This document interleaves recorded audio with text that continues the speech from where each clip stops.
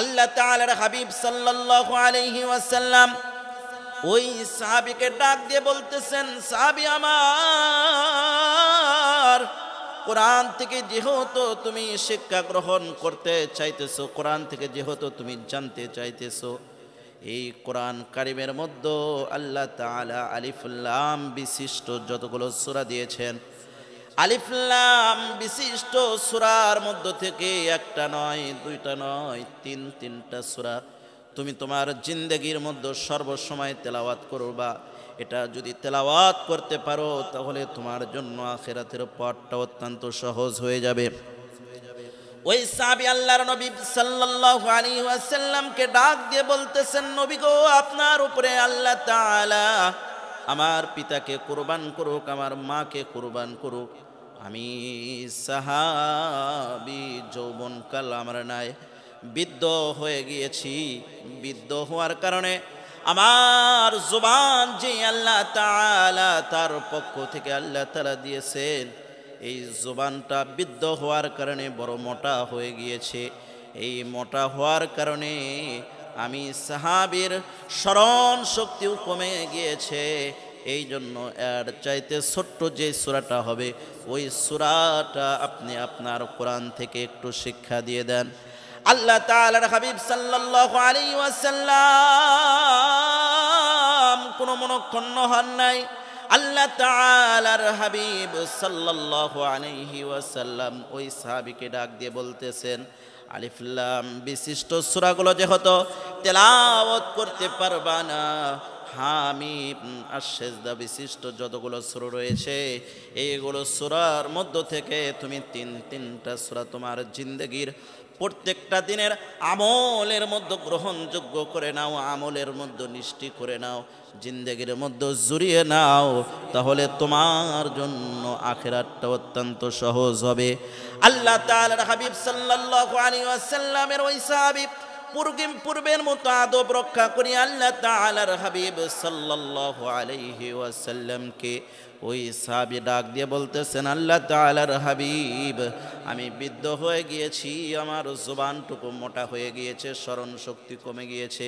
এমন একটা সূরা আপনি শিখিয়ে দেন আমাকে, এমন একটা সূরা আপনি শিক্ষা দেন পুরা কোরআন মাজিদ থেকে ওই একটা সূরা, ওই একটা অধ্যায় যদি আমি তেলাওয়াত করি, পুরাটা কোরআনের সারজিস মূল একটা বিষয় যেন ওই সূরার মধ্যে আসে, এই রকম একটা সূরা, এই রকম একটা বিষয় আমাকে শিক্ষা দান করেন।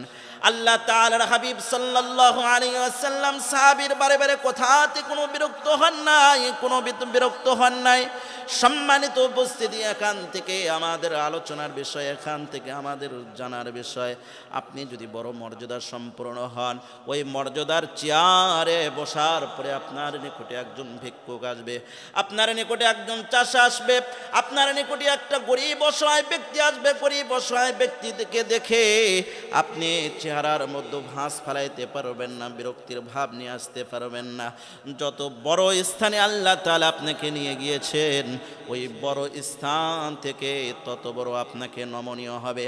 আল্লাহ তাআলার হাবিব সাল্লাল্লাহু আলাইহি ওয়াসাল্লামের নিকটে একজন অন্ধ সাহাবী এসে আল্লাহ তাআলার হাবিব সাল্লাল্লাহু আলাইহি ওয়াসাল্লামের নিকট থেকে দিনে কি সব বিষয় জানতে চাইলেন। এমত অবস্থায় গুরুত্বপূর্ণ কাফেরদের বড় বড় লিডার আবু জেহেল, উতবা, সাইবাদের মতো বড় বড় লিডার সেখানে বসা ছিলেন। বিশ্বনবী সাল্লাল্লাহু আলাইহি ওয়াসাল্লাম একটু বিরক্তর ভাব প্রকাশ করলেন। সঙ্গে সঙ্গে আল্লাহ তাআলা জিবরাইল আমিনকে ডাক দিয়ে বললেন, জিবরাইল যাও যাও, আর বসে থাকার সময় নাই, কোরআন মাজিদের সূরা নিয়ে যাও। আবাসা ওয়া তাওয়াল্লা আন জাআহুল আ'মা ওয়া মা ইদরিকা লাআল্লাহু ইয়াযাক্কা। আল্লাহ তাআলার হাবিব সাল্লাল্লাহু আলাইহি ওয়াসাল্লামকে সঙ্গে সঙ্গে আল্লাহ তাআলা নিষেধ করলেন।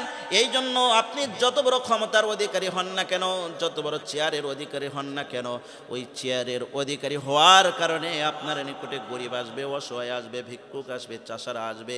এই অবস্থায় আপনাকে কোনো বিরক্তির ভাব প্রকাশ করা যাবে না।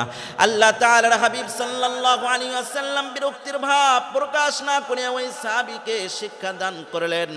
কোরআন মাজিদের 99 নম্বর সূরা, সূরাটির নাম হইতেছে সূরাতুজ জিলজাল। এই সূরা জিলজাল ওই সাহাবীকে আল্লাহ তাআলার হাবিব শিক্ষা দান করে দিলেন। বিসমিল্লাহির রহমানির রহিম। ইযা যুলজিলাতিল আরদু জিলজালাহা ওয়া আখরাজাতিল আরদু আসকালাহা ওয়া ক্বালাল ইনসানু মা লাহা ইয়াওমাইযিন তুহাদ্দিসু আখবারাহা বিআন্না রাব্বাকা আওহা লাহা يومئذ يصدر الناس أشتاتا ليروا أعمالهم فمن يعمل مثقال ذرة خيرا يره ومن يعمل مثقال ذرة شرا يره। আল্লাহ তাআলার হাবিব সাল্লাল্লাহু আলাইহি ওয়াসাল্লামের জবান থেকে ওই সাহাবী যখন সূরা জিলজালের কথা যখন শ্রবণ করলেন, আরব ভূখণ্ডের হওয়ার কারণে অর্থগুলো সঙ্গে সঙ্গে তিনি বুঝিয়ে গিয়েছিলেন। বুঝে যাওয়ার কারণে ওই সাহাবী ডাক দিয়ে বলতেছেন, আল্লাহ তাআলার হাবিব, আর আমার প্রয়োজন নাই। এই সূরাটা আমি আমার জিন্দেগির মধ্যে আমি ফিট করে নিলাম। তার কারণ কোরআন কারীমের মধ্যে আল্লাহ তাআলা বলেছেন, উতুলু মা উহিয়া ইলাইকা মিনাল কিতাবি ওয়া আকিমিস সালাহ ইন্নাস সালাতা তানহা আনিল ফাহশাই ওয়াল মুনকার ওয়ালা যিকরুল্লাহি আকবার ওয়াল্লাহু ইয়ালামু মা তাসনাউন।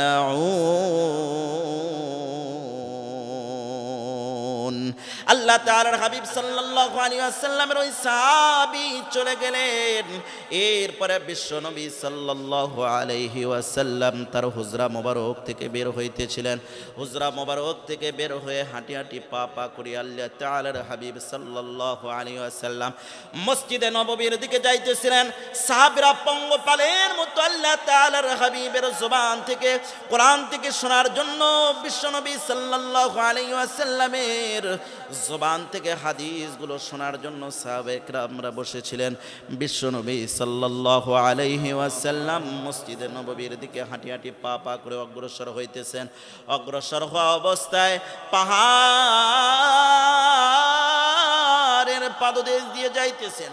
দুই সাইডে দুইটা পাহাড়, এই দুইটা পাহাড়ের অবস্থার মাঝখান দিয়ে একটা রাস্তা, যেই রাস্তাকে বলা হয় গিরিপথ। গিরিপথ দিয়ে আল্লাহ তাআলার হাবিব সাল্লাল্লাহু আলাইহি ওয়াসাল্লাম যাইতেছিলেন। কাফের জাতিদের মধ্য থেকে 10 থেকে 12 জন যুবক দেখলেন বিশ্বনবী সাল্লাল্লাহু আলাইহি ওয়াসাল্লাম একাকিত্বভাবে পথ হাঁটতেছে। এই দিকে খেয়াল করিয়া 10 থেকে 12 জন যুবক আল্লাহ তাআলার হাবিব সাল্লাল্লাহু আলাইহি ওয়াসাল্লামের সামনে এসে মানব ব্যারিকেডের মধ্যে দাঁড়িয়ে গেল। সম্মানিত উপস্থিতি, আল্লাহ তাআলার গোলাম আল্লাহ তাআলার হাবিব সাল্লাল্লাহু আলাইহি ওয়াসাল্লাম আতঙ্কিত হয়ে গেলেন, অত্যন্ত ভয় পেয়ে গেলেন। ভয় পেয়ে যাওয়ার কারণে চেহারার মধ্যে ভয়ের একটা ছাপ বিশ্বনবী সাল্লাল্লাহু আলাইহি ওয়াসাল্লামের চেহারার মধ্যে ফুটে উঠল। চেহারার মধ্যে যখনই ফুটে উঠেছে, ওই 10 থেকে 12 জন যুবক আল্লাহ তাআলার হাবিব সাল্লাল্লাহু আলাইহি ওয়াসাল্লামকে সান্ত্বনা দিয়ে বলতেছেন, নবী গো, আপনি পেরেশান করবেন না, আপনি ভয় করবেন না। আপনাকে দুনিয়া থেকে বিদায় করে দেওয়ার জন্য আমরা আসি নাই, আপনার কোনো ক্ষতি করতে আসি নাই। আপনার নিকট থেকে একটু আমরা জানতে চাই আপনি যে সর্বসময় কিয়ামতের কথা বলেন, এই কিয়ামতটা আল্লাহ তাআলা কোন সময় ঘটাইবেন, কোন মুহূর্তে ঘটাইবেন, এই বিষয়ের জ্ঞানটুকু আমাদেরকে জানিয়ে দেন। যদি আপনি সত্য নবী হন, আল্লাহ তাআলার হাবিব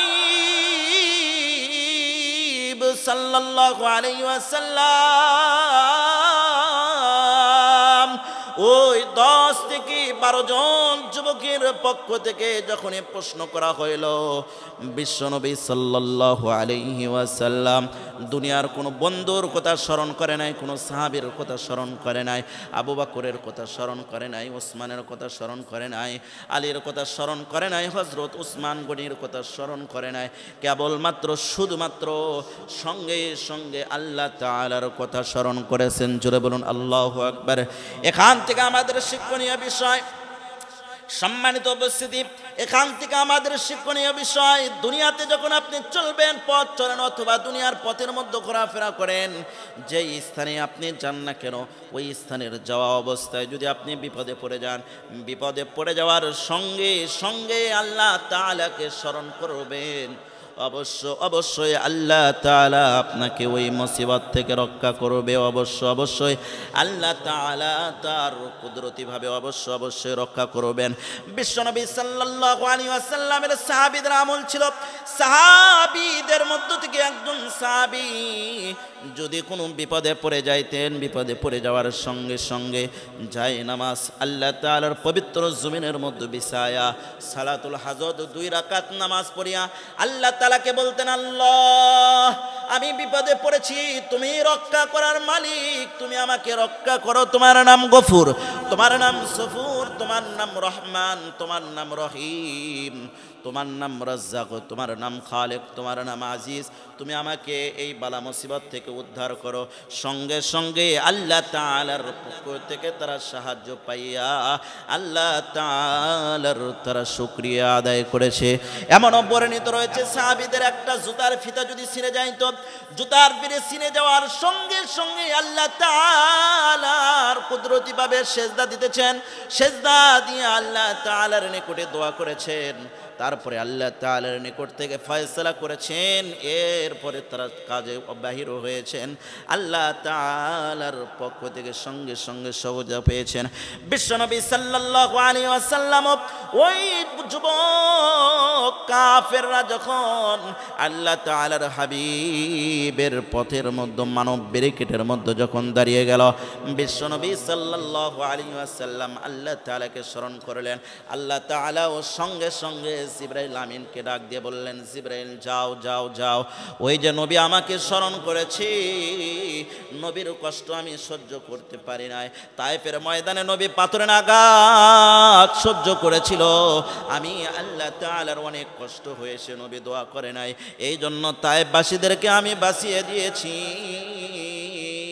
বিশ্বনবী সাল্লাল্লাহু আলাইহি ওয়াসাল্লাম বদর যুদ্ধের মধ্যে 313 জন সাহাবীদেরকে নিয়ে বদর যুদ্ধের মধ্যে আমি আল্লাহ তাআলাকে স্মরণ করেছিল, বিজয়ের মালা বিশ্বনবী সাল্লাল্লাহু আলাইহি ওয়াসাল্লামকে আমি পরিধান করাইছি। নবীর স্ত্রী দুনিয়া থেকে বিদায় নিয়ে চলে গেছেন, মাথার উপর ছায়া ছিল চাচা। দুঃখনীয় বিষয়, 2 জন পর পর দুনিয়া থেকে বিদায় নিয়ে চলে গেছেন। নবীর দুঃখ আমি সহ্য করতে পারি নাই, নবীর চেহারা আমি সহ্য করতে পারি নাই, এই জন্য সারাটা পৃথিবীর কোন নবীকে আমি আমার দরবারে ডাক দেই নাই, আমি আমার আরশ মহল্লায় ডাক দেই নাই, কেবলমাত্র শুধুমাত্র বিশ্বনবী সাল্লাল্লাহু আলাইহি ওয়াসাল্লামকে আমি আল্লাহ তাআলা মিরাজের মতো একটা মূল্যবান, মিরাজের মতো একটা গুরুত্বপূর্ণ বিষয় বিশ্বনবী সাল্লাল্লাহু আলাইহি ওয়াসাল্লামের জন্য আমি ঘটাইছি। সুবহানাল্লাযী আসরা বিআবদিহি লাইলাম মিনাল মাসজিদিল হারামি ইলাল মাসজিদিল আকসাল্লাযী বারাকনা হাওলাহু লিনুরিয়াহু মিন আয়াতিনা ইন্নাহু হুয়াস সামিউল বাসীর। এই জন্য সম্মানিত উপস্থিতি, আল্লাহ তাআলার গোলাম নবী সাল্লাল্লাহু আলাইহি ওয়াসাল্লাম বিপদে পড়েছে, আল্লাহ তাআলার কথা স্মরণ করেছে। আল্লাহ তাআলা সঙ্গে সঙ্গে জিবরাইল আমিনকে ডাক দিয়ে বলতেছেন, ওই যে বাল হুয়া কুরআনুম মাজিদুন ফি লাওহিম মাহফুজ, লৌহে মাহফুজে কোরআন মাজিদের 99 নম্বর সূরা, সূরাটির নাম সূরা জিলজাল, লিপিবদ্ধ করে রেখেছি। এই সূরাটুকু বিশ্বনবী সাল্লাল্লাহু আলাইহি ওয়াসাল্লামের উপরে তুমি সেন্ড করে দাও। সঙ্গে সঙ্গে জিবরাইল আমিন এসে আল্লাহ তাআলার বাণী উচ্চারণ করে শুনে দিলেন বিশ্বনবীকে, ইযা যুলজিলাতিল আরদু জিলজালাহা ওয়া আখরাজাতিল আরদু আসকালাহা ওয়া ক্বালাল ইনসানু মা লাহা। বিশ্বনবী সাল্লাল্লাহু আলাইহি ওয়াসাল্লাম আল্লাহ তাআলার পক্ষ থেকে যখনই ফয়সালা পাইলেন, ফয়সালা পাওয়ার সঙ্গে সঙ্গে ওই কাফেরদের মধ্য থেকে 10 থেকে 12 জন যুবক যে জিজ্ঞাসা করেছিল তাদের নিকটে জানিয়ে দিলেন। জানিয়ে দেওয়ার সঙ্গে সঙ্গে সেই সমস্ত যুবকরা সেখান থেকে চলে গেলেন। আল্লাহ তাআলার হাবিব সাল্লাল্লাহু আলাইহি ওয়াসাল্লামকে যে তারা বলেছিল, আপনি যদি আখিরি জামানার পয়গম্বর হন, আখিরি জামানার যদি নবী হয়ে থাকেন, তাহলে আপনি আমাদেরকে ফয়সালা জানিয়ে দেন। আল্লাহ তাআলা সূরা আহজাবের মধ্যে বিশ্বনবী সাল্লাল্লাহু আলাইহি ওয়াসাল্লামের জন্য ফয়সালা করে দিয়েছেন, মা কানা মুহাম্মাদুন আবা আহাদিম মির রিজালিকুম ওয়ালাকিন রাসূলুল্লাহি ওয়া খাতামান নাবিয়্যিন ওয়া কানা আল্লাহু বিকুল্লি শাইইন আলিমা। ওই রকম ভাবে আল্লাহ রাব্বুল আলামিন বিশ্বনবী সাল্লাল্লাহু আলাইহি ওয়াসাল্লামের জন্য কোরআন কারীমের মধ্যে আরো অনেকগুলো আয়াত কারীমা নাজিল করেছেন। আল্লাহ তাআলা তার রিসালাতের বিষয়ে নাজিল করেছেন, ইয়া আইয়ুহার রাসূল বাল্লিগ মা উনজিলা ইলাইকা মির রাব্বিক ওয়া ইল্লাম তাফআল ফামা বাল্লাগতা রিসালাতা ওয়াল্লাহু ইয়াসিমুকা মিনান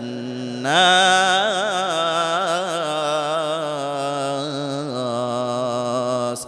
বিশ্বনবী সাল্লাল্লাহু আলাইহি ওয়াসাল্লামের বিষয়ে অনেকগুলো আয়াত কারিমা আল্লাহ তাআলা নাজিল করে দিয়েছেন। যুবকদের প্রশ্নের উত্তরে আল্লাহ তাআলা কোরআন কারীমের 99 নম্বর সূরা আল্লাহ তাআলা নাজিল করে জানিয়ে দিলেন, ইযা যুলজিলাতিল আরদু জিলজালাহা। এই পৃথিবীর মধ্যে আল্লাহ তাআলা ইসরাফিলের সিংহাত ফুরকারের কারণে আল্লাহ তাআলা পৃথিবীর বুকে যখন ভূমিকম্প সৃষ্টি করে দিবেন, ওই সময় আল্লাহ তাআলা কিয়ামত নাজিল করে দিবেন। সম্মানিত উপস্থিতি, আল্লাহ তাআলার গোলাম ইসরাফিল আলাইহিস সালাম আল্লাহ তাআলার বিশাল বড় একটা সৃষ্টি। এই পৃথিবী সৃষ্টির পূর্বে আল্লাহ তাআলা 4টা ফেরেশতাকে অত্যন্ত বড় হিসাবে সৃষ্টি করেছেন। এক নাম্বার হইতেছেন জিবরাইল আলাইহিস সালাম। জিবরাইল আলাইহিস সালাম আল্লাহ তাআলার এত বড় সৃষ্টি, 600 পাকা আল্লাহ তাআলা তাকে দিয়েছেন। হাদিসের কিতাবের মধ্যে, তাফসীরের কিতাবের মধ্যে লিপিবদ্ধ করা হয়েছে, সারাটা পৃথিবী যদি আপনি 4 ভাগ করেন, 4 ভাগ করার কারণে 1 ভাগ জমিন আর 3 ভাগ সারাটা পৃথিবীর মধ্য থেকে পানি। এই 3 ভাগ পানি যদি জিবরাইল আমিনের হাতের তালার মধ্যে যদি দেওয়া হয়, হাতের তালার মধ্যে নেবে, মাথার চাঁদিতে মাখবে, এক ফোঁটা পানি জমিনের মধ্যে পড়বে না। সম্মানিত উপস্থিতি, আল্লাহ তাআলার গোলাম আর ইসরাফিল আলাইহিস সালাম আল্লাহ তাআলার এত বড় সৃষ্টি, তার সামনে আল্লাহ তাআলা যেই বাঁশিটুকু দিয়েছেন, এই বাঁশির মধ্যে একটা ছিদ্র নয়, 2টা ছিদ্র নয়, ছোট্ট ছোট্ট বাচ্চারা যেগুলো বাঁশি ফুৎকার করে, ওইগুলো বাঁশির মধ্যে অনেকগুলো ছিদ্র হয়ে থাকে। ইসরাফিল আলাইহিস সালামকে আল্লাহ তাআলা যেই বাঁশি দিয়েছেন, ওই বাঁশির মধ্যে মোট 11টা ছিদ্র রয়েছে। 11টা ছিদ্রের মধ্য থেকে একটা ছিদ্র, এত বড় ছিদ্র, সারাটা পৃথিবী যদি আপনি একত্র করেন, 7 তবক আসমান যদি একত্র করেন, 7 তবক জমিন যদি আপনি একত্র করেন, ইসরাফিল আলাইহিস সালামের বাঁশির একটা ছিদ্রর উপর পাশ দিয়ে দিবেন, নিচের পাশ দিয়ে বের হয়ে যাবে, ওই বাঁশির ছিদ্র একটুকু বুঝতে পারবে না, এত বড় সৃষ্টি আল্লাহ তাআলার। আর যে আল্লাহ তাআলা ওই 11টা ছিদ্রওয়ালা বাঁশি ইসরাফিল আলাইহিস সালামকে আল্লাহ তাআলা দিয়েছেন, ওই বাঁশির ছিদ্রগুলোই যদি এত বড় হয়, তাহলে মুখের যে প্রশস্ততা, এই মুখের প্রশস্ততা কত বড় হবে। যেই মুখটা যদি অত বড় হয়, ওই মুখ যেই সৃষ্টির সঙ্গে রয়েছে, ওই সৃষ্টিটা আল্লাহ তাআলার কত বড়, আল্লাহ তাআলার কত বড়। এরকমভাবে অনেকগুলো ফেরেশতা আল্লাহ তাআলা সৃষ্টি করেছেন, অনেকগুলো সৃষ্টি আল্লাহ তাআলা করেছেন। কোরআন মাজিদের এমন এমন বিষয় রয়েছে, এই পৃথিবীর বুকে বিশ্বনবী সাল্লাল্লাহু আলাইহি ওয়াসাল্লামকে কম বেশি আল্লাহ তাআলা সমস্ত বিষয় জানিয়েছেন। কেবলমাত্র শুধুমাত্র পাঁচটি বিষয়ের জ্ঞান আল্লাহ তাআলার নিকটে রয়েছে। এর মধ্য থেকে এক নাম্বার হইতেছে আল্লাহ তাআলা বলতেছেন, ইন্নাল্লাহা ইনদাহু ইলমুস সাআহ ওয়া ইউনাজ্জিলুল গায়দ ওয়া ইয়ালামু মা ফিল আরহাম ওয়া মা তাদরি নাফসুম মাযা তাকসিবু গাদা ওয়া মা তাদরি نفس بأي أرض تموت।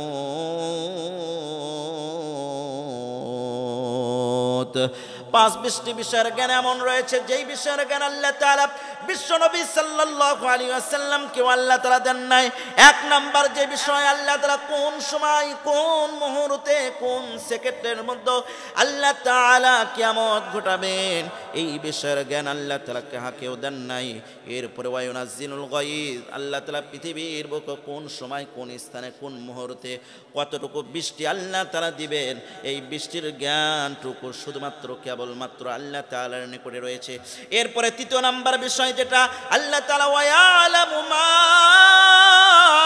ফিল আরহাম, মায়ের রেহেমের মধ্যে আল্লাহ তাআলা ছেলে সন্তান সৃষ্টি করেছেন নাকি কন্যা সন্তান সৃষ্টি করেছেন, সমস্ত অঙ্গ প্রত্যঙ্গ দিয়েছেন কিনা না দেন নাই, এই বিষয়ের জ্ঞান কেবলমাত্র শুধুমাত্র আল্লাহ তাআলার নিকটে।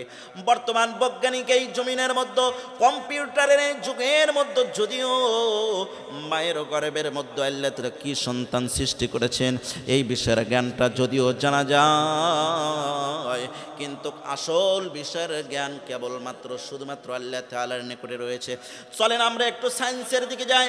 আল্লাহ তাআলার হাবিব সাল্লাল্লাহু আলাইহি ওয়াসাল্লামের মাধ্যমে আমরা জানতে পেরেছি, একজন ডাক্তার, বড় বড় ডাক্তাররা পরীক্ষা করে দেখেছেন, বর্তমান সময়ের বড় বড় যন্ত্র দ্বারা পরীক্ষা করেছেন, একজন স্বামী এবং স্ত্রীর মধ্যে যখন মিলন হয়, মিলন হওয়ার পরে এক ফোঁটা নাপাক পানি একজন নারীর গর্ভের মধ্যে আল্লাহ তাআলা জোরাউর মাধ্যমে নিয়ে যায়। জোরাউর মাধ্যমে নিয়ে যাওয়ার পরে আল্লাহ তাআলা ফেরেশতাদেরকে ডাক দিয়ে বলবেন ওখান থেকে আমি বনি আদমকে সৃষ্টি করব, ওখানে যাও, দলবদ্ধভাবে ওখানে মেহনত করো, দলবদ্ধভাবে তোমরা কাজ করো। সাহাবায়ে বিশ্বনবী সাল্লাল্লাহু ওই সমস্ত ফেরেশতারা দলবদ্ধভাবে সেখানে মেহনত করেন। মেহনত করতে করতে একদিন যায়, 2 দিন যায়, হাঁটি হাঁটি পা করতে 1 সপ্তাহ যায়, 2 সপ্তাহ যায়, 3 সপ্তাহ যায়, 1 মাস যায়। যখনই 40 দিন যখন উপনীত হয়, 40 দিন উপনীত হওয়ার পরে আল্লাহ তাআলার পক্ষ থেকে ওই নাপাক পানিটাকে আল্লাহ তাআলা রক্তে পরিণত করে দেন। রক্তে পরিণত করে দেওয়ার পরে ফেরেশতাদেরকে ডাক দিয়ে বললেন তোমাদের ছুটি নাই, আরো 40টা দিন পর্যন্ত মেহনত করো। আরো 40টা দিন পর্যন্ত মেহনত করার পরে ওই নাপাক রক্তটাকে আল্লাহ তাআলা গোশতে পরিণত করে দেন। সাহাবায়ে ওই সমস্ত ফেরেশতাদেরকে ডাক দিয়ে বললেন তোমাদের এখনো রুখসত নাই, কোনো ছুটি নাই, আরো 40টা দিন পর্যন্ত মেহনত করো। আরো 40টা দিন পর্যন্ত যখন মেহনত করেছে, 40টা দিন পর্যন্ত মেহনত করার পরে আল্লাহ তাআলা ওই গোশতের টুকরার মধ্যে হাড্ডি সৃষ্টি করিয়া হাড্ডির লেফন আল্লাহ তাআলা লাগিয়ে দেন। লাগিয়ে দেওয়ার পরে আল্লাহ তাআলা ভিতরে রূহটুকু ফুকিয়ে দেন।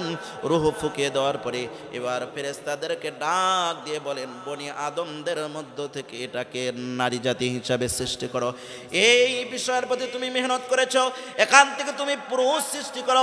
পুরুষ সৃষ্টি করেছে অথবা নারী সৃষ্টি করেছে, 6 মাস অথবা 7 মাস উপনীত হয়ে যাওয়ার পরে একটা সন্তান মায়ের গর্ভের মধ্যে 10 ইঞ্চি সম পরিমাণ বড় হয়। যেখান থেকে আল্লাহ তাআলা সৃষ্টি করেন ওখান থেকে মায়ের কলিজা পর্যন্ত প্রশস্ত যে জায়গা রয়েছে ওই জায়গাটুকু 10 ইঞ্চি পরিমাণ, সন্তানের আর বৃদ্ধি হওয়ার জায়গা থাকে না। আল্লাহ তাআলা তার কুদরতিভাবে মায়ের কলিজাটাকে উপরে উঠিয়ে দেওয়ার ব্যবস্থা করেন। সম্মানিত উপস্থিতি, আল্লাহ তাআলার গোলাম, আল্লাহ তাআলা এত বড় সৃষ্টিকর্তা, এত বড় সৃষ্টিকর্তা, সেই আল্লাহ তাআলা বান্দা যখন ভেতরের মধ্যে মায়ের গর্ভের মধ্যে সৃষ্টি হয়, হাঁটি হাঁটি পা পা করিয়া 10 ইঞ্চি পরিমাণ বড় হয়ে যাওয়ার পরে মায়ের কলিজার সঙ্গে আল্লাহ তাআলা পাটুকু লাগিয়ে দেন। মায়ের কলিজার সঙ্গে পা লাগিয়ে যাওয়ার পরে সন্তানের আর বৃদ্ধি হওয়ার জায়গা থাকে না। হাঁটি হাঁটি পা পা করিয়া যখন 11 ইঞ্চি বড় হয়, মায়ের কলিজাটাকে আল্লাহ তাআলা 1 ইঞ্চি পরিমাণ উপরে উঠিয়ে দেন। আবারও হাঁটি হাঁটি পা পা করিয়া সন্তান যখন 12 ইঞ্চি বড় হয়, কুদরতিভাবে আল্লাহ তাআলা মায়ের কলিজাটাকে 2 ইঞ্চি পরিমাণ সম পরিমাণ উপরে উত্তীর্ণ করে দেন। ওই রকমভাবে হাঁটি হাঁটি পা পা করিয়া সন্তান যখন 13 ইঞ্চি বড় হয়, মায়ের কলিজাটাকে আল্লাহ তাআলা 3 ইঞ্চি পরিমাণ উঠিয়ে দেন। সন্তান 14 ইঞ্চি বড় হইলে মায়ের কলিজাটাকে আল্লাহ তাআলা 4 ইঞ্চি পরিমাণ সম পরিমাণ উঠিয়ে দেন। এক পর্যায়ে হাঁটি হাঁটি পা পা করিয়া সন্তান যখন 18 ইঞ্চি বড় হয়, আল্লাহ তাআলা তার কুদরতিভাবে মায়ের কলিজাটাকে 8 ইঞ্চি পরিমাণ সম পরিমাণ উত্তীর্ণ করে দেন। এরপরে সন্তান ভূমিষ্ঠ হওয়ার সময় এসেছে, সন্তান দুনিয়ার বুকে আসবে। ওই দুনিয়ার বুকে আসার পূর্বে সব চাইতে সর্বনিম্ন যেই কলিজার মধ্যে আঘাত করে, মায়ের কলিজার মধ্যে সর্বনিম্ন যেই সন্তানটা মায়ের কলিজায় আঘাত করেছে, ওই আঘাতের সমপরিমাণ গণনা করা হয়েছে। আঘাতের সমপরিমাণ গণনা করা হয়েছে 4000 থেকে 4500 বার মায়ের কলিজার মধ্যে আঘাত করে। সম্মানিত উপস্থিতি, আল্লাহ তাআলার গোলাম, এই জন্য পিতা মাতা যাদের জীবিত রয়েছে তাদের সঙ্গে খারাপ ব্যবহার করবেন না, তাদেরকে একটা শব্দ পর্যন্ত বলতে দিবেন না। তার কারণ বিশ্বনবী সাল্লাল্লাহু আলাইহি ওয়াসাল্লাম বলেছেন, তোমার পিতামাতার সঙ্গে তুমি বেয়াদবি করিও না। তার কারণ পিতামাতার পায়ের নিচে, মায়ের পায়ের নিচে আল্লাহ তাআলা জান্নাত রেখেছেন। পিতামাতাকে সন্তুষ্ট করতে পারবা, আমি আল্লাহ তাআলাকে সন্তুষ্ট করতে পারবা। পিতামাতাকে অসন্তুষ্ট করবা, আমি আল্লাহ তাআলাকে অসন্তুষ্ট করবা। আর আমি আল্লাহ তাআলাকে যদি অসন্তুষ্ট করো, তোমার জন্য জাহান্নাম ছাড়া কোনো উপায় নাই। আল্লাহ তাআলা কোরআন মাজিদের 17 নম্বর সূরার মধ্যে বলেছেন, ওয়াকাদা রাব্বুকা আল্লা তা'বুদু ইল্লা ইয়াহু ওয়া বিল ওয়ালিদাইনি ইহসানা ইম্মা ইয়াবলুগান্না ইনদাকাল কিবারা আহাদুহুমা আও কিলাহুমা ফালা তাকুল লাহুমা উফফিন ওয়ালা তানহারহুমা وقل لهما قولا কারীমা। এই জন্য পিতামাতার সঙ্গে কখনো খারাপ ব্যবহার করা হবে না। ওই যে 4000 থেকে 4500 যে লাত্তি মেনেছে, এর মধ্যে সবচাইতে বড় 3টা লাত্তি। একটা লাত্তি মায়ের জোড়াওর মধ্যে যখন আঘাত করে, আঘাত করার সঙ্গে সঙ্গে ডিম্বাণুর 52টা পর্দা আল্লাহ তাআলা ঠাস ঠাস করে ফাটিয়ে দেন। এরপরে দ্বিতীয় আঘাতটা যোগ করার পরে জোড়াওর মধ্যে যতগুলো পর্দা রয়েছে, ওইগুলো পর্দাগুলোকে আল্লাহ তাআলা কুদরতিভাবে খসিয়ে দেন। এরপরে সন্তান আর একটা মায়ের কলিজায় আঘাত করে, কলিজায় আঘাত করার পরে মা জননী আর সহ্য করতে পারে না, জমিনের মধ্যে বেহুশ হয়ে পড়ে যায়। জমিনের মধ্যে বেহুশ হয়ে পড়ে যাওয়ার পরে একজন আল্লাহ তাআলার গোলাম, একজন আল্লাহ তাআলার বান্দির শরীর মধ্য থেকে 1 মিনিট থেকে 2 মিনিট সময়ের মধ্যে 2.5 কেজি থেকে 2 কেজি রক্ত ওই অল্প সময়ের মধ্যে জমিনের মধ্যে পড়িয়ে যায়। মায়ের কলিজায় আঘাত করেছে, মায়ের হোশ নাই।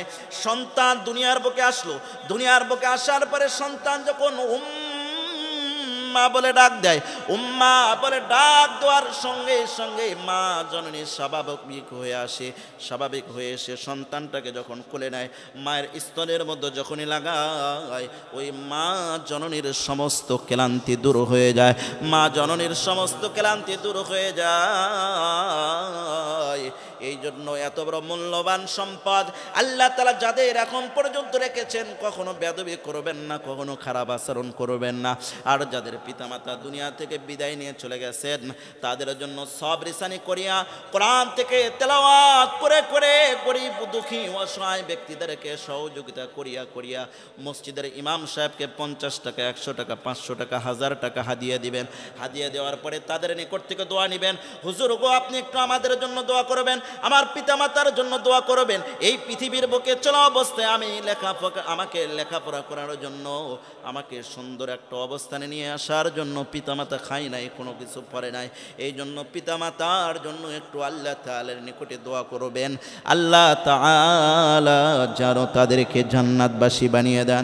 সম্মানিত উপস্থিতি আল্লাহ তাআলার গোলাম, এই জন্য 4 নাম্বার বিষয় যেটা হইতেছে ওয়ায়ালামু মা ফিল আরহাম ওয়ামা তাদরি নাফসুম মাযা তাকসিবু গাদা। বান্দার রিজিকের বিষয়, যে ফয়সালা কোন সময় কোন মুহূর্তে কি খাবে, এই বিষয়ের জ্ঞান কেবলমাত্র শুধুমাত্র আল্লাহ তাআলার নিকটে রয়েছে। আল্লাহ তাআলা বলেন ওয়ামা মিন দাব্বাতিন ফিল আরদি ইল্লা আলাল্লাহি রিজকুহা ওয়া ইয়ালামু মুস্তাকাররাহা ওয়া মুস্তাওদাআহা কুল্লুন ফি কিতাবিম মুবিন। সারাটা পৃথিবীর সমস্ত বনি আদমদেরকে আল্লাহ তাআলার যতগুলো সৃষ্টি রয়েছে, এইগুলো সৃষ্টির রিজিকের ফয়সালা কেবলমাত্র শুধুমাত্র আল্লাহ তাআলার নিকটে রয়েছে। বান্দা তুমি শত চেষ্টা করবা, ওই জিনিসের বিষয়ে ফয়সালা যদি তোমার জন্য না হয়ে থাকে, শত চেষ্টা করবা, এরপরেও পাইবা না। আর এমন জিনিস রয়েছে বান্দা, তুমি যদিও চেষ্টা না করো, তারপরেও যদি আল্লাহ তাআলার পক্ষ থেকে ফয়সালা হয়ে থাকে, অবশ্যই তুমি পেয়ে যাবে। এই জন্য সম্মানিত উপস্থিতি, ওয়ায়ুনাজ্জিলুল গায়জ ওয়া ইয়ালামু মা ফিল আরহাম ওয়া মা তাদরি নাফসুম মাযা তাকসিবু গাদা ওয়া মা তাদরি নাফসুম বিআই আরদিন তামুত।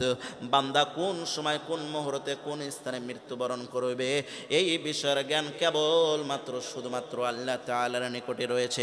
এবার আসুন আমরা আল্লাহ তাআলার হাবিব সাল্লাল্লাহু আলাইহি ওয়াসাল্লামের উপরে 99 নাম্বার সূরা আল্লাহ তাআলা নাজিল করে জানিয়ে দিলেন ইযা যুলজিলাতিল আরদু জিলজালাহা। পৃথিবীর মধ্যে যখন ভূকম্পন হবে, তখনই আল্লাহ তাআলা কিয়ামত ঘটায় দিবেন। আল্লাহ তাআলা দ্বিতীয় আয়াতের মধ্যে বলছেন ওয়া আখরাজাতিল আরদু আসকালাহা। এই পৃথিবীর জমিনের মধ্যে আল্লাহ তাআলা যত যা কিছু রেখেছেন, সমস্ত জিনিস এই পৃথিবীর বুক থেকে ইসরাফিল আলাইহিস সালামের সিংহায় ফুৎকার দেওয়ার পরে ভূমিকম্প সৃষ্টি করে দিবেন। ভূমিকম্প সৃষ্টি করে দেওয়ার পরে এই পৃথিবীর জমিনের মধ্যে যা কিছু গুপ্তধন রয়েছে, সমস্ত জিনিস আল্লাহ তাআলার হুকুমে বের হয়ে যাবে। এখান থেকে মুফাসসিরিনে কেরামরা একটা ব্যাখ্যা নয়, দুটা নয়, তিনটা ব্যাখ্যা করেছেন। এক নাম্বার যেই ব্যাখ্যা, এই ব্যাখ্যাটা হইতেছে দুনিয়ার বুকে বনি আদম কোন সময় কোন মুহূর্তে কে কোথায় মারা গিয়েছে, এই মারা যাওয়ার পরে যাকে আল্লাহ তাআলার এই জমিনের মধ্যে যে জায়গায় যাকে যেই অবস্থায় হেফাজত করা হয়েছে, মাটি দেওয়া হয়েছে, তাকে সেখান থেকে সেই স্থান থেকে জমিন বের করে দিবে। আরেকটা ব্যাখ্যা লিপিবদ্ধ করা হয়েছে, সারাটা পৃথিবীর মধ্যে আল্লাহ তাআলা যতগুলো খনিজ পদার্থ সৃষ্টি করে রেখেছেন, এই খনির সম্পদগুলো জমিন বের করে দিবে। আর একটা বিষয়ের ফয়সালা করে দিয়েছে। সম্মানিত উপস্থিতি, পৃথিবীর সমস্ত জালেম শাসকরা, স্বৈর শাসকরা, জালেম ব্যক্তিরা এখান থেকে ফেসে যাবেন।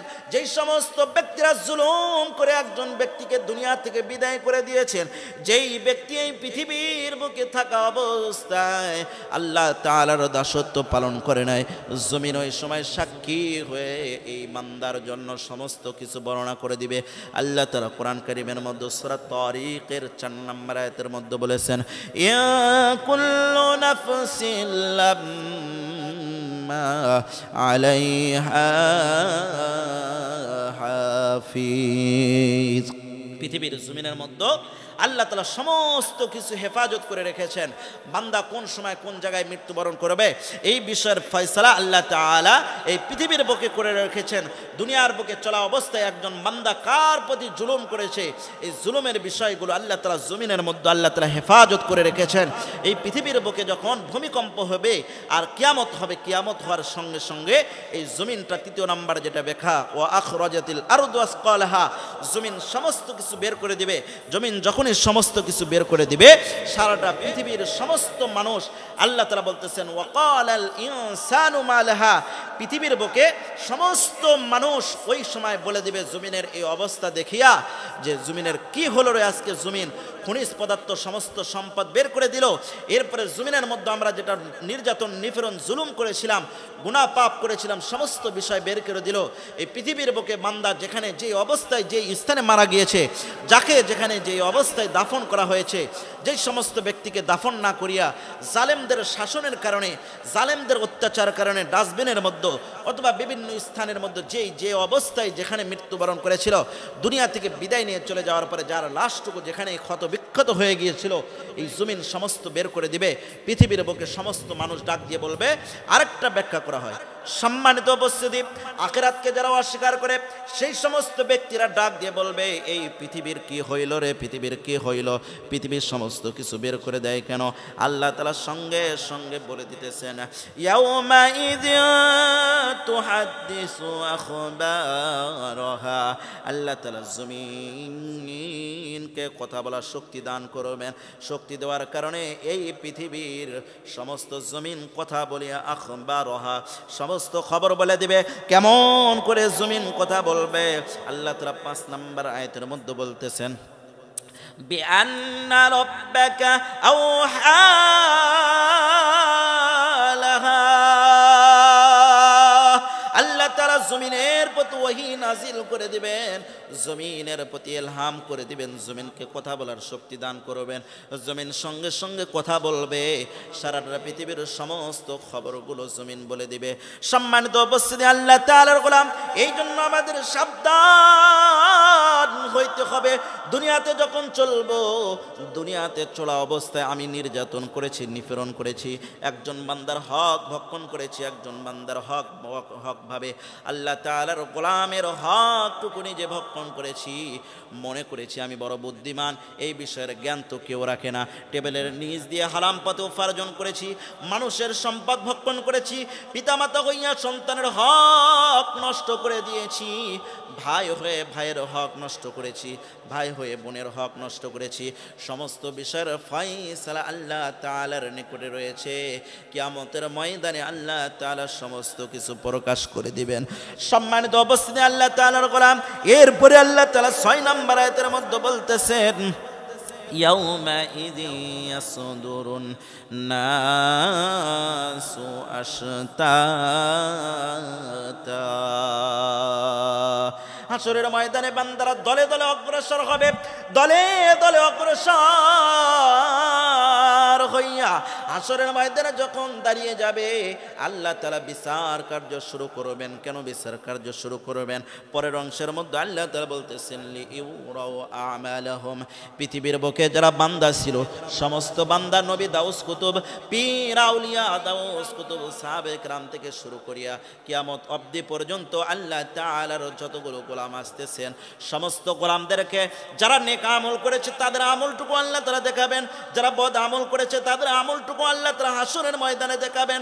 তাদেরও বিচার হবে, যারা নেক কাজ করেছে তাদেরও বিচার হবে, যারা জুলুম নির্যাতন করেছে তাদেরও বিচার হবে, যারা গুনাহ করেছে তাদেরও বিচার হবে, যারা দুনিয়ার বুকে চলা অবস্থায় আল্লাহ তাআলার দাসত্ব পালন করেছে, নামাজ পড়েছে, জিকির করেছে, আজগার করেছে, তাদেরও বিচার হবে। এই পৃথিবীর বুকে চলা অবস্থায়, পৃথিবীর বুকে চলা অবস্থায় যারা আল্লাহ তাআলার দাসত্ব পালন করে না,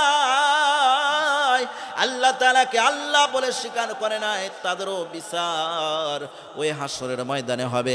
হাদিসের কিতাবের মধ্যে লিপিবদ্ধ করা হয়েছে, হাসরের ময়দানে বান্দাদের হিসাব হবে 4 ভাগে। এর মধ্য থেকে এক ভাগ যেটা, এই ভাগে বিষয় আল্লাহ তাআলা ফয়সালা করে দিবেন, তাদের জন্য আল্লাহ তাআলা বিনা হিসাবে জান্নাত দান করবেন। আরেকটা দল হবে বিনা হিসাবে আল্লাহ তাআলা জাহান্নাম দান করবেন। আরেকটা দল হবে তাদের জন্য হিসাব হবে অত্যন্ত সহজ। চতুর্থ যেই দলটা, এই দল থেকে আল্লাহ তাআলা আমাদের সকলকে হেফাজত করুক।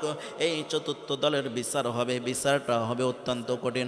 সম্মানিত উপস্থিতি, আল্লাহ তাআলার গোলাম বিশ্বনবী সাল্লাল্লাহু আলাইহি ওয়াসাল্লামের সামনে হযরত ওমর ফারুক রাদিয়াল্লাহু তাআলা আনহু বসা রয়েছেন।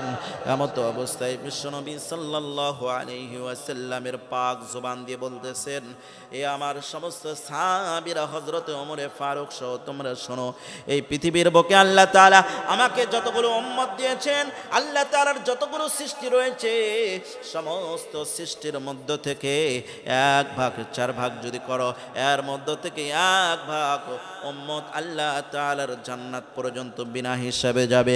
বিশ্বনবী সাল্লাল্লাহু আলাইহি ওয়াসাল্লামের সাহাবী হযরত ওমর ফারুক রাদিয়াল্লাহু তাআলা অত্যন্ত মনক্ষুণ্ণ হইলেন, অত্যন্ত কষ্ট পাইলেন। কষ্ট পাওয়ার সঙ্গে সঙ্গে আল্লাহ তাআলা ইলহামের মাধ্যমে, জিবরাইলের আমিনের মাধ্যমে আল্লাহ তাআলা বিশ্বনবী সাল্লাল্লাহু আলাইহি ওয়াসাল্লামকে জানিয়ে দিলেন, 1 ভাগ নয়, আপনার পুরা উম্মতদের মধ্য থেকে অর্ধেক উম্মত আল্লাহ তাআলার জান্নাত পর্যন্ত বিনা হিসেবে যাবে। হযরত ওমর ফারুকের এবারও মন খারাপ। বিশ্বনবী সাল্লাল্লাহু আলাইহি ওয়াসাল্লাম সঙ্গে সঙ্গে জানিয়ে দিলেন, আমার উম্মতদের মধ্য থেকে 3 ভাগের 2 ভাগের অধিক উম্মত আল্লাহ তাআলার জান্নাত বিনা হিসাবে যাবে। সম্মানিত উপস্থিতি, আল্লাহ তাআলার গোলাম বিনা হিসাবে জান্নাত কারা পাবে? নবী, যেই সমস্ত নবীকে আল্লাহ তাআলা পৃথিবীর বুকে প্রেরণ করেছিলেন, সেই সমস্ত নবীরা বিনা হিসাবে জান্নাত যাবে। এই পৃথিবীর বুকে যারা চলা অবস্থায় শাহাদাতের মর্যাদা যারা গ্রহণ করেছিল, সেই সমস্ত সাহাবীরা আল্লাহ তাআলার জান্নাতে তারা বিনা হিসাবে যাবে। দিনের বিষয়ে যারা কাজ করতে গিয়ে দুনিয়া থেকে শহীদ হয়ে দুনিয়া থেকে বিদায় নিয়ে চলে গেছেন, সেই সমস্ত ব্যক্তিরা আল্লাহ তাআলার জান্নাতে বিনা হিসাবে যাবে। দ্বিতীয় যেই দল, এই দলের জন্য আল্লাহ তাআলা কোনো হিসাবের ব্যবস্থা রাখবেন না, বিনা হিসাবে আল্লাহ তাআলা তাদেরকে জাহান্নামে পৌঁছায় দিবেন। জাহান্নামে কারা যাবে বিনা হিসাবে। এই পৃথিবীর বুকে চলা অবস্থায় যদিও মুসলমানের সন্তান, যদিও আল্লাহ তাআলার দাসত্ব পালন করে, যদিও হজের সার্টিফিকেট তার ভেতরে থাক না কেন, কোরআনের আলো তার মধ্যে থাক না কেন, এই সমস্ত কিছু থাকার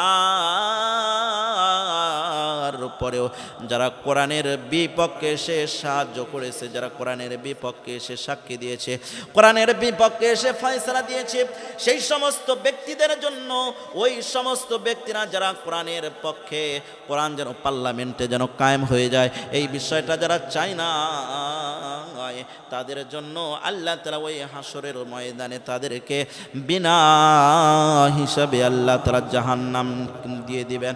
সম্মানিত উপস্থিতি, এরপরে আসেন, এই পৃথিবীর বুক থেকে বান্দারা যখন বিদায় নিয়ে চলে গেছেন, 3য় নাম্বার যেই দল, এই দলের হিসাবটা হবে অত্যন্ত সহজ। কেমন করে হবে?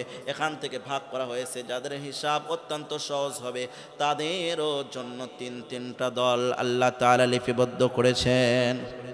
সম্মানিত উপস্থিতি, যে সমস্ত ব্যক্তিদের হিসাব হবে অত্যন্ত সহজ। এদের অবস্থা হবে আল্লাহ তাআলা দাড়ি এবং পাল্লা, ওয়াল ওয়াজনু ইয়াউমা ইদিনিল হক, দাড়ি এবং পাল্লা আল্লাহ তাআলা একত্র করবেন। একত্র করার পরে বান্দার আমলনামা সেখানে নিয়ে আসা হবে। আমলনামা নিয়ে আসা হবে, বদিও নিয়ে আসা হবে, খারাপ আমলও নিয়ে আসা হবে, ভালো আমলও নিয়ে আসা হবে। খারাপ আমলগুলো ডান পাল্লার মধ্যে উঠিয়ে দেওয়া হবে, বদ আমলগুলো বাম পাল্লার মধ্যে উঠিয়ে দেওয়া হবে। বাম পাল্লার মধ্যে উঠিয়ে দেওয়ার পরে যখনই আল্লাহ তাআলার সেই বান্দার নেকির পাল্লাটুকু ভারী হয়ে যাবে, আল্লাহ তাআলা সেই বান্দাকে সঙ্গে সঙ্গে ডাক দিয়ে বলবেন, এ আব্দুর রহমান, এ আব্দুর রহিম, এ আব্দুল্লাহ, তুমি দুনিয়ার বুকে চলা অবস্থায় ভালো কাজ করেছো, এই জন্য তোমার আমলের পাল্লাটুকু ভারী হয়েছে। তুমি আমি আল্লাহ তাআলার জান্নাত পর্যন্ত পৌঁছিয়ে যাও। দ্বিতীয় ব্যক্তিকে নিয়ে আসো। দ্বিতীয় ব্যক্তিকে যখন নিয়ে আসা হবে, নিয়ে আসার পরে আমলনামা যখন অগ্রসর করা হবে, ডান পাল্লার মধ্যে আমল নেক আমলগুলো উঠিয়ে দেওয়া হবে, বাম পাল্লার মধ্যে বদ আমলগুলো উঠিয়ে দেওয়া হবে। বদ আমলগুলো উঠিয়ে দেওয়ার পরে বদ আমলের পাল্লা এবং নেকির পাল্লা যখন সমপরিমাণ হবে, আল্লাহ তাআলার পক্ষ থেকে ডাকি দিয়ে বলা হবে, আমি আল্লাহ তাআলা সঠিক ফয়সালা করব। বান্দা, তোমার নেকির পাল্লাও সমান, বদির পাল্লাও সমান। তুমি তোমার আপনজনদের মধ্যে অগ্রসর হও। ওই সমস্ত আপনজনদের নিকট থেকে অথবা তোমার মহাব্বতের ব্যক্তিদের নিকট থেকে যদি একটা নেকি যদি নিয়ে আসতে পারো, একটা ভালো আমল যদি নিয়ে আসতে পারো, একটা সওয়াব যদি বান্দা নিয়ে আসতে পারো, তোমার জন্য আমি আল্লাহ তাআলা জান্নাতের ফয়সালা করে দিব। জান্নাতের ফয়সালা করে দিব। ওই বান্দা সঙ্গে সঙ্গে বুক ভরা আশা নিয়ে মা জননীর নিকটে অগ্রসর হবে। মাকে ডাক দিয়ে বলবে, মা, 10 মাস 10 দিন গর্ভে ধারণ করেছ, এরপরে তোমার কলিজায় আঘাত করিয়া দুনিয়ার বুকে এসেছি। তুমি মা জননী আমাকে ফেলে দাও নাই। অত্যন্ত কষ্ট করিয়া 2 বছর থেকে 2.5 বছর আমাকে তোমার স্তন থেকে দুধ পান করিয়েছ মা জননী। এরপরেও তুমি কষ্ট পাও নাই। আমি সন্তানকে দুনিয়া থেকে বিদায় করে দাও না। হাঁটি হাঁটি পাপা করিয়া যখন যৌবন কালে যখন অগ্রসর হয়েছি, অত্যন্ত কষ্ট করিয়া নারী জাতিদের মধ্য থেকে নেককার পরহেজগার নারীর সঙ্গে আমাকে বিবাহ বান্ধনের আবদ্ধ তুমি করেছিলাম। মা, তুমি যদি আজকে আমাকে একটা নেকি দাও, আল্লাহ তাআলার এই কঠিন বিচার থেকে আমি রেহাই পাইয়া আল্লাহ তাআলার জান্নাত পর্যন্ত পৌঁছিয়ে যাবে মা। ওই হাসরের ময়দানটা এত বড় ভয়াবহ হবে রে মুসলমান। ওই হাসরের ময়দানটা এত বড় ভয়াবহ হবে, মা জননী সঙ্গে সঙ্গে সন্তানকে লাথি মারবে। সন্তানকে লাথি মেরে বলে দিবে, দূর হ, তুমি আমার সামনে থেকে দূর হ। আমি আল্লাহ তাআলার বান্দির পৃথিবীর বুকে বিবাহ হয় নাই, আমার সন্তান তো দূরে থাক, আমার সন্তান হয় নাই। সন্তান নৈরাশ হইয়া উঠে বাবার নিকটে যাবে। বাবাকে ডাক দিয়ে বলবে, বাবা, সূর্য ওঠায় পূর্বটার পূর্বে তুমি অফিস আদালতে গিয়েছো, কর্মস্থলে গিয়েছো। যদি কৃষিজীবী হয়ে থাকে বান্দা ডাক দিয়ে বলবে, কৃষির কাজ করার জন্য সকালে গিয়েছো, সূর্যের তাপ সহ্য করেছো, সুন্দর খাবার খাও নাই, সুন্দর পোশাক পরো নাই। আমি সন্তানের ভবিষ্যৎ বানানোর জন্য কোনো গাড়ি ঘোড়াতেও চলো নাই, পায়ে হেঁটে হেঁটে বাজারে গিয়েছো, পায়ে হেঁটে হেঁটে আমি সন্তানের জন্য সুন্দর সুন্দর ফল নিয়ে এসে, সিজনি ফলগুলো নিয়ে এসে আমাকে খাওয়াইছো, আমাকে সুন্দর স্থান পর্যন্ত নিয়ে গিয়েছো, আমার সঠিক কর্মের ব্যবস্থা তুমি করেছো। ও বাবা, আজকে তোমার সন্তান কষ্টে পড়েছে, বড় মুসিবতে পড়েছে, তোমার নিকট থেকে যদি একটা নেকি দাও, ওই নেকিটা দেওয়ার কারণে আমি আল্লাহ তাআলার জান্নাতে যাব। বাবা ডাক দিয়ে বলবে, সন্তান, বাবা বাবা ডাক দিয়ে বলবে আল্লাহ তাআলার গোলাম, আমি তো দুনিয়ার বুকে বিবাহ করি নাই, বিবাহ হয়ে যখনই করি নাই আমারও তো সন্তান হয় নাই। সন্তান এবার নৈরাশ হইয়া ভাইয়ের নিকটে যাবে, ভাইয়ের নিকটে যেয়ে বলবে ভাই, পৃথিবীর বুকে যখন চলেছি তুমি ভাই আমাকে বলেছো যে সময় তুমি মুসিবতে পড়বে, মুসিবতে পড়ার সঙ্গে সঙ্গে আমি ভাইকে স্মরণ করবে, আমি ভাইকে যখনই স্মরণ করবে সঙ্গে সঙ্গে তোমার নিকটে আমি অগ্রসর হব, তোমার নিকটে যাব। আজকে ভাই আমি বিপদে পড়েছি, তুমি একটু আমাকে সহযোগিতা করো, একটা মাত্র নেকি দাও ভাই, একটা যদি নেকি দিতে পারো আমি আল্লাহ তাআলার জান্নাত পর্যন্ত পৌঁছিয়ে যাব। ভাই বলবে পৃথিবীর বুকে আমার কোনো বাবা ছিল না, মা ছিল না, আমার বন্ধু ছিল না, বান্ধব ছিল না, ভাই ছিল না, বন্ধু ছিল না। আল্লাহ তাআলা তোরা কোরআন কারীমের মধ্যে বলতেছেন ইয়াউমা ইয়াফিরুল মারউ মিন আখিহি ওয়া উম্মিহি ওয়া আবিহি।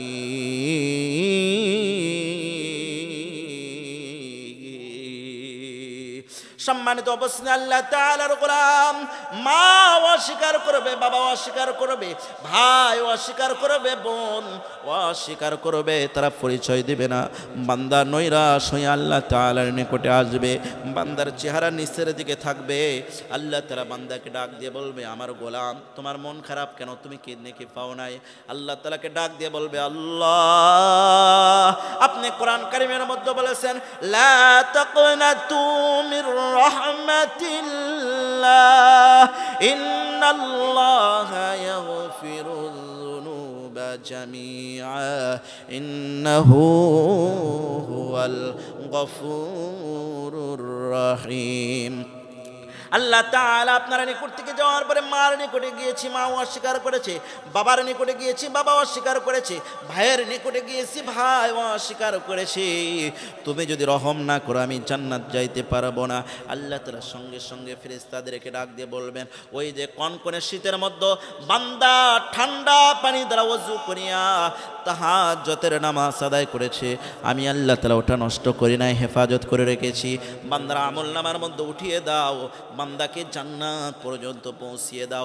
দুনিয়ার বুকে চলা অবস্থায় একজন গরিব অসহায় ব্যক্তি এসে হাত পাতিয়েছিল, তাকে নৈরাশ করে নেয় 5 টাকা দিয়ে, 10 টাকা দিয়ে, 100 টাকা দিয়ে, যার যেমন সামর্থ্য সেই সামর্থ্য অনুযায়ী সহযোগিতা করেছে। বান্দার আমলনামার মধ্যে উঠিয়ে দাও, আমি আল্লাহ তাআলার জান্নাত পর্যন্ত বান্দাকে পৌঁছিয়ে দাও। বান্দা আল্লাহ তাআলার জান্নাত পর্যন্ত পৌঁছিয়ে যাবে। আর এক শ্রেণীর ব্যক্তিদেরকে আল্লাহ তাআলা ডাক দিয়ে বলবেন তোমাদের কি অবস্থা, তোমাদের তো নেকির পাল্লা অবস্থা খারাপ, বদির পাল্লা তো তোমাদের জন্য ভারী, জলদি করে চলে যাও, আমি আল্লাহ তাআলার জাহান্নামের দিকে চলে যাও। বান্দা আদেশ পাওয়ার সঙ্গে সঙ্গে জাহান্নামের দিকে দৌড় দিবে, 1 পা সামনের দিকে যাবে, 2 পা পেছনের দিকে আসবে। আল্লাহ তাআলা বান্দাকে ডাক দিয়ে বলবেন বান্দা তোমাকে না আমি জাহান্নামে যাইতে বলেছি। বান্দা আল্লাহ তাআলাকে বলবেন আল্লাহ দুনিয়ার বুকে চলা অবস্থায় যদিও অপরাধ করেছি, দুনিয়ার বুকে চলা অবস্থায় যদিও আপনার দাসত্ব পালন করি নাই, তারপরেও আপনি কোরআন কারীমের মধ্যে বলেছেন লা তাকনাতু মির রাহমাতিল্লাহ, বান্দার আল্লাহ তাআলার রহমত থেকে বান্দা তুমি নৈরাশ হয়ো না। এইদিকে খেয়াল করি আপনার নাম তো রহমান, আপনার নাম তো রহিম, আপনার নাম তো গফুর, আপনার নাম তো আজিজ, আপনার নাম তো সমাদ। একজন বড় বড় কাফেরের লিডারও যদি বলি একবার ডাক দেয় আপনি ওই কাফেরকে মাফ করে দেন, একজন খুনিকেও যদি আপনাকে যদি সমাদ বলিয়া ডাক দেয় সঙ্গে সঙ্গে আপনি আল্লাহ তাআলা বান্দাকে মাফ করিয়ে দেন। একবার যদি আপনাকে রহমান বলিয়া ডাক দেয় সঙ্গে সঙ্গে বান্দাকে আপনি মাফ করিয়ে দেন। একজন ব্যভিচারী নারী সারাটা জিন্দেগির মধ্যে গুনাহ করেছে, সারাটা জিন্দেগির মধ্যে পর পুরুষের সঙ্গে তার সময়টুকু কাটিয়েছে, কেবলমাত্র শুধুমাত্র আপনার একটা মাখলুকের সঙ্গে ভালো আচরণ করেছে, ভালো ব্যবহার করেছে, আপনি আল্লাহ তাআলা সেই বান্দিকেও আপনি আল্লাহ তাআলা মাফ করে দিয়েছেন। 100টি খুন করেছে, একটা ভালো কাজ করেছে, কেবলমাত্র আপনার রহমতের দিকে অগ্রসর হয়েছে, ওই 100 খুনিকেও আপনি মাফ করে দিয়েছেন। আমি বান্দার একটা আশা আপনি আল্লাহ তাআলা আপনি ক্ষমা করে দেবেন। বান্দা একের পরে এক যখন এই সমস্ত কথা বলবে, সঙ্গে সঙ্গে আল্লাহ তাআলা ওই বান্দাকে ডাক দিয়ে বলবে, বান্দা আসো, আমি আল্লাহ তাআলার রহমতের মধ্যে জোশ লেগে গিয়েছে। ফেরেশতাদেরকে ডাক দিয়ে বলবে, ফেরেশতারা যাও যাও, আমার এই বান্দাটাকে আল্লাহ তাআলার জান্নাত পর্যন্ত পৌঁছিয়ে দাও। সম্মানিত উপস্থিতি, আল্লাহ তাআলার গোলাম, এই জন্য হিসাব হবে, হিসাব অত্যন্ত সহজ। নেকির পাল্লা ভারী হবে, বদির পাল্লা হালকা হবে, বান্দাকে জান্নাত পর্যন্ত পৌঁছায় দিবে। নেকির পাল্লা সমান হবে, বদির পাল্লাও সমান হবে। ভাইয়ের নিকটে যাবে, মা নিকটে যাবে, বাবার নিকটে যাবে, বন্ধুর নিকটে যাবে, বান্ধবের নিকটে যাবে, বোনের নিকটে যাবে। কেউ যখন স্বীকার হবে না নেকি দিতে, আল্লাহ তাআলার নিকটে আসবে, আল্লাহ তাআলার রহমতের মধ্যে জোশ লেগে গিয়ে আল্লাহ তাআলা বান্দাকে জান্নাত পর্যন্ত পৌঁছায় দিবে। নেকির পাল্লাও থাকবে না, বদির পাল্লাও থাকবে না। আল্লাহ তাআলার রহমত পাওয়ার জন্য বান্দা বারে বারে আশা প্রকাশ করবে, ওই বান্দাটাকেও আল্লাহ তাআলা মাফ করে দিয়ে জান্নাত পর্যন্ত পৌঁছায় দিবে। এরপরে চতুর্থ নাম্বার যেই শ্রেণী, এই শ্রেণীকে আল্লাহ তাআলা ডাক দিয়ে কাহার নাম ধারণ করবে। কাহার নাম ধারণ করিয়া আল্লাহ তাআলা বান্দাকে ডাক দিয়ে বলবে, বান্দা তুমি যদি নারী জাতি হও, ওয়াকারনা ফি বুয়ুতিকুন্না ওয়ালা তাবাররাজনা তাবাররুজাল জাহিলিয়াতিল উলা। নারী জাতিদেরকে আল্লাহ তাআলা ডাক দিয়ে বলবেন, তোমাকে পর্দা করতে বলেছি, তুমি কেন পর্দা করো নাই? আমি আল্লাহ তাআলার নিকটে জবাব দিবা, এরপরে আমি আল্লাহ তাআলার দরবার থেকে অগ্রসর হবা। বান্দা তোমাকে আমি আল্লাহ তাআলা হাঁটি হাঁটি পা পা করিয়া মায়ের গর্ভের মধ্যে তোমাকে আমি হেফাজত করেছি। এখান থেকে তুমি দুনিয়ার বুকে এসেছো, 2 বছর থেকে 2.5 বছর তোমাকে দুধ পানের ব্যবস্থা আমি আল্লাহ তাআলা করেছি। তোমাকে হাঁটি হাঁটি পা পা করিয়া সমস্ত রিজিকের ব্যবস্থা করেছি, অক্সিজেনের ব্যবস্থা করেছি, পানি আমি আল্লাহ তাআলা তোমার উপযুক্ত স্থানে তোমার সামনে অগ্রসর করে দিয়েছি। আমি আল্লাহ তাআলার পক্ষ থেকে হাইয়া আলাস সালাহ, হাইয়া আলাল ফালাহ, আসো কামিয়াবির দিকে, আসো কল্যাণের দিকে যখন ডাক দেওয়া হয়েছে, আমি আল্লাহ তাআলার দাসত্ব কেন পালন করে নাই?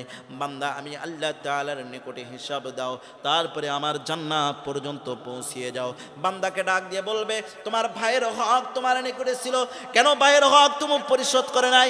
আমি আল্লাহ তাআলার নিকটে হিসাব দাও, এরপরে আমি আল্লাহ তাআলার জান্নাত পর্যন্ত পৌঁছিয়ে যাও। পিতা হইয়া সন্তানের সঠিক হকগুলো তুমি বন্টন করো নাই, কেন বন্টন করে নাই? আমি আল্লাহ তাআলার নিকটে হিসাব দাও, এরপরে আল্লাহ তাআলার জান্নাত পর্যন্ত পৌঁছিয়ে যাও। এই পৃথিবীর বুকে আমি আল্লাহ তাআলা বিশ্বনবী সাল্লাল্লাহু আলাইহি ওয়াসাল্লামের উপরে দীর্ঘ প্রায় 23টা বছরে আমি আল্লাহ তাআলা কোরআন নাজিল করে দিয়েছিলাম। তোমার হায়াতের জিন্দেগি 50-60 বছর 70 বছর জিন্দেগি গিয়েছে। ওই 50-60 বছর 70 বছর জিন্দেগি গেল, কোরআন কারীমের মধ্যে আমি আল্লাহ তাআলা কি বলে দিয়েছি এই বিষয়ের জ্ঞান তো তুমি সংগ্রহ করে নাই। যারা এই সংগ্রহ করেছে তাদের বিরোধিতা করেছো, তাদের বিপক্ষে এসে দাঁড়িয়ে গিয়েছো। যারা ওই সমস্ত কোরআনের সঠিক কথাগুলো বলেছে তাদের বিপক্ষে এসে দাঁড়িয়ে গিয়েছো। কেন দাঁড়িয়ে গিয়েছো? কোন কারণে দাঁড়িয়ে গিয়েছো? আমি আল্লাহ তাআলার নিকটে হিসাব দাও, এরপরে জান্নাত পর্যন্ত পৌঁছিয়ে যাও। আমি আল্লাহ তাআলা হালাল ভক্ষণ করার কথা বলেছিলাম, হালাল ভক্ষণ কেন করো নাই? আমি আল্লাহ তাআলার নিকটে হিসাব দিয়ে যাও। আমি আল্লাহ তাআলা তোমাকে সতর ঢেকে থাকতে বলেছিলাম, সতর ঢেকে কেন থাকো নাই? আমি আল্লাহ তাআলার নিকটে হিসাব দিয়ে যাও। বান্দা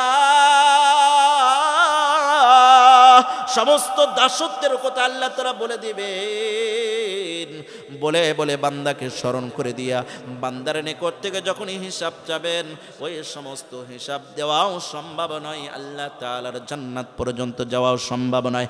এই জন্য আল্লাহ তাআলা 6 নম্বর আয়াতের মধ্যে বলেছেন, লিইউরাউ আমালাহুম, বান্দাদেরকে আল্লাহ তাআলা আমলনামাগুলো দেখাবেন। কেমন আমলনামা দেখাবেন? কতটুকু আমলনামা দেখাবেন?